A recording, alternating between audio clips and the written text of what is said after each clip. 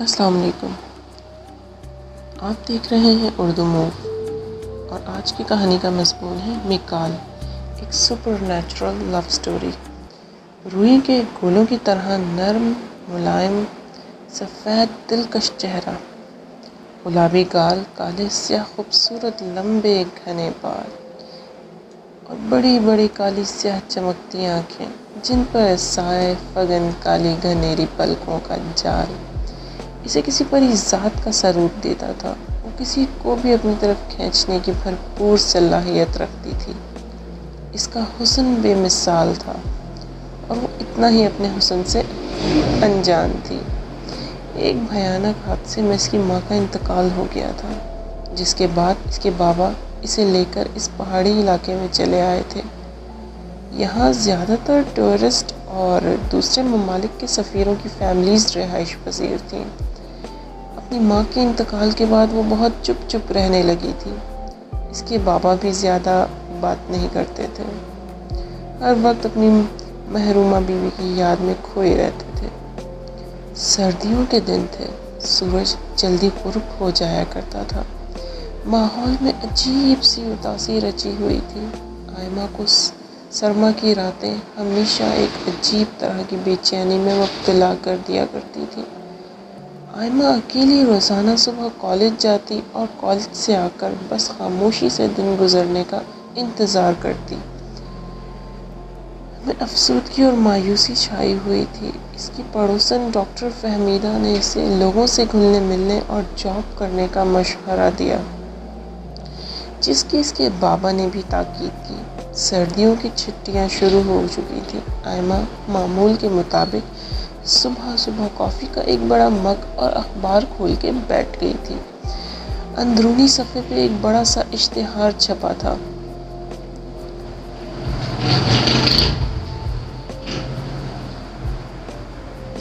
Wanted, ضرورت ہے ایک بیبی سٹر کی، 3 ننھے شیطانوں کے لیے، دن اور رات، کبھی کبھار ویکینڈ بھی، اچھی تنخواہ کی guarantee, phone number.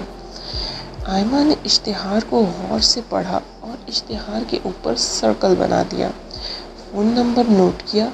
Phone number بھی بہت عجیب سا تھا، پر وہ سر جھٹک کر کھڑی ہو گئی، کافی کا مگ کچن میں جا کر رکھ دیا اور سوچا کال کر کے دیکھتی ہوں کیا ہوتا ہے۔ آئمہ نے جھجکتے ہوئے فون اٹھایا، نمبر ملایا تو ایک خاتون نے فون اٹھایا۔ گڈ مارننگ، کیا میں مسز برار سے بات کر سکتی ہوں؟ آئمہ نے جھجکتے ہوئے بات کا آغاز کیا۔ یس، مسز برار بات کر رہی ہوں، کہیے کیا کام ہے؟ دوسری طرف سے ایک شائستہ سی آواز سنائی دی۔ میں نے آج آپ کا اشتہار دیکھا، آپ کو بچوں کے لیے بیبی سٹر کی ضرورت ہے۔ آپ کا دیا ہوا ایڈریس میرے گھر سے بہت قریب ہے، تو اس لیے میں چاہ رہی ہوں جاب کے لیے اپلائی کرنا۔ آئمہ نے فون کا مقصد بتایا۔ یہ تو بہت اچھی بات ہے، ہم اس علاقے میں نئے ہیں، تو ایسا کرو مجھ سے آج، بلکہ ہو سکے تو ابھی ملنے آ جاؤ، مسز برار نے کہا۔ فون رکھ کر آئمہ نے جلدی سے اندر گئی اور بلیک جینس کے اوپر وائٹ کرتی پہنی اور بلیک گرم کوٹ نکال کر پہنا، لانگ بوٹ اور دستانے اور سر پہ ٹوپا پہن کر وہ باہر جانے کے لیے تیار تھی۔ باہر نکل کے اس نے گھر کا دروازہ کھولا اور اپنی سائیکل نکال کر وہ روانہ ہو گئی۔ گھر زیادہ دور نہیں تھا، صرف ایک بلاک کے فاصلے پر تھا وہ گھر۔ گھر پہنچ کر یہ بلاک تمام گھروں کے لحاظ سے کافی بڑا تھا۔ بڑا سا لان، بڑے بڑے فنکس لگے ہوئے تھے، آگے پیچھے پھلوں کے درخت بھی تھے۔ ایک بہت بڑا سا لان سائڈ پر تھا اور کچھ پھول بھی کھلے ہوئے تھے، مگر گھر بہت ویران نظر آ رہا تھا۔ اس کی گھاس سوکھی ہوئی تھی اور پھول بھی مرجھائے ہوئے تھے۔ لگ رہا تھا جیسے ایسا یہاں پہ صدیوں سے کوئی آباد نہ ہو، زندگی کا کوئی رمق ہی نہ ہو یہاں پہ۔ گھر کے احاطے میں داخل ہوئی تو بالکل سناٹا تھا۔ عجیب سی دل دہلا دینے والی خاموشی کا راج تھا۔ ایک جانب بنے لان میں سوکھی بے ترتیب گھاس نظر آ رہی تھی۔ وہ تھوڑی دیر کھڑی سوچتی رہی کہ اندر جائے یا نہیں، پھر اسے خیال آیا یہ لوگ تو ابھی نئے آئے ہیں اس بلاک میں، شاید اسی لیے گھر کے حالات ایسے ہیں۔ وہ دھیرے دھیرے قدم اٹھاتی دروازے تک آئی اور دروازہ کھٹکھٹانے کے لیے ہاتھ اٹھایا تو دیکھا دروازہ تھوڑا سا کھلا ہوا تھا۔ آئمہ نے دروازے کو ہلکا سا کھول کر اندر جھانکا۔ ہیلو، کیا کوئی گھر پہ ہے؟ Hello, anyone there? Aima نے ہلکی آواز لگائی۔ تھوڑی دیر بعد مایوس ہو کر پلٹنے ہی لگی تھی کہ کسی کے قدموں کی آواز آئی۔ ایک لمبی عورت، کالا سیاہ لباس پہنے، ہاتھ میں اس کے بڑا سا جھاڑو تھا، دروازے تک آئی۔ اس کے لمبے کالے سیاہ بالوں میں چھوٹی چھوٹی گھنگری گھنٹیاں بندھی ہوئی تھیں۔ ہیلو کو لڑکی، تم یہاں، یقیناً تم آئمہ ہو جس نے مجھے فون کیا تھا۔ تم یہاں ملازمت کے لیے آئی ہو نا؟ بہت ہی پیاری بچی ہو تم، تمہارا نام بھی بہت پیارا ہے، آئمہ۔ چلو اندر آؤ، آؤ بیٹھ کے بات کرتے ہیں۔ مسز برار نے دروازہ کھول کے آئمہ کو اندر آنے کا راستہ دیا۔ آئمہ جھجکتے ہوئے گھر کے اندر داخل ہوئی۔ میرا نام مسز برار ہے، یہ کہہ کر اس عورت نے اپنا ہاتھ مفاصے کے لیے بڑھایا۔ اس کے ہاتھ کے ناخن بہت ہی نوکیلے اور لمبے تھے۔ آئمہ نے اس سے مفاصہ کیا۔ آپ سے مل کر خوشی ہوئی، وہ دھیرے سے بولی۔ واقعی تمہیں مجھ سے مل کر خوشی ہوئی؟ مسز برار نے بھویں اچکا کر پوچھا۔ آئمہ کنفیوز سی ہو گئی تو وہ ہنس پڑی، عجیب سریلی سی مندر کی گھنٹیوں جیسی ہنسی تھی۔ اچھا تم میرا انتظار کرو، میں دونوں بچوں کو ڈھونڈ کے لاتی ہوں، مگر میں تمہیں ایک بات بتا دوں کہ دونوں کے دونوں بہت ہی شیطان ہیں اور بہت ہی روحانی ٹائپ کے ہیں۔ تمہیں انہیں بہت احتیاط سے ڈیل کرنا ہوگا، میرے ان دو خطرناک بچوں کو۔ میں تو انہیں اپنے دو مانسٹرز کہتی ہوں، مسز برار نے آئمہ کو وارن کیا۔ اوہ دیٹس اوکے مسز برار، میں جب چھوٹی تھی تو میں بھی بہت شیطان تھی، اور بچے تو ہنستے کھیلتے اور شیطانی کرتے ہی اچھے لگتے ہیں، انہیں سنبھال لوں گی میں، آپ فکر مت کریں، آئمہ نے منامت سے بولا۔ یہ تو بہت اچھی بات ہے، مسز برار نے کہا، اور چلتی ہوئی کمرے کے کنارے تک پہنچ گئی۔ تبھی ایک پیاری سی 10 سالہ بچی سامنے نظر آئی۔ ہے یہ ماریا ہے، ادھر آؤ ملو، یہ آئمہ ہے، مسز برار نے آواز دے کر اسے بلایا۔ وہ بچی چلتے ہوئے قریب آئی، بہت ہی خوبصورت سرخ سفید بچی، سنہرے بال، نیلی آنکھیں۔ آئمہ نے اسے محبت ہو کر دیکھ رہی تھی۔ وہ بچی آئمہ کو دیکھ کے مسکرائی۔ ہیلو، میں ماریا ہوں، وہ قریب آ کر بولی۔ میں آئمہ ہوں، پاس ہی رہتی ہوں، میں نے تمہیں اس سے پہلے تو کبھی یہاں کھیلتے نہیں دیکھا، آئمہ نے پوچھا۔ ماریا مسکرائی۔ ہم ابھی اس علاقے میں نئے نئے موو ہوئے ہیں، شاید اس لیے آپ نے مجھے نہیں دیکھا، وہ مناطت سے بولی۔ اچھا یہ بتائیں، آپ کو یہاں کے اسکولز کیسے لگے؟ کچھ دوست بنائے آپ نے؟ آئمہ نے پیار سے پوچھا۔ نہیں، میں اسکولز نہیں گئی، میں اور بھائی ہمیں یہاں پہ ٹیوٹر پڑھانے آتے ہیں، ماریا نے جواب دیا۔ آئمہ، ہمارے بچوں کا ٹیوٹر بہت ہی غضب کا ہے، اور ہینڈسم تو اتنا ہے کہ لڑکیاں اسے دیکھ کر پاگل ہو جاتی ہیں، مسز برار نے شرارت سے آنکھ مارتے ہوئے بولا۔ جرال، جرال، انہوں نے آواز لگائی۔ تبھی ایک کالے بالوں والا 8 سالہ سنہری سرمئی آنکھوں والا بچہ اندر داخل ہوا۔ آئمہ، یہ ہے میرا بیٹا جرال، یہ کہہ کر مسز برار نے اپنے بیٹے کے سر پہ پیار کیا۔ اس کے ہاتھ میں ایک شیشے کا بڑا سا فلاسک تھا جس میں سے دھواں سا نکل رہا تھا۔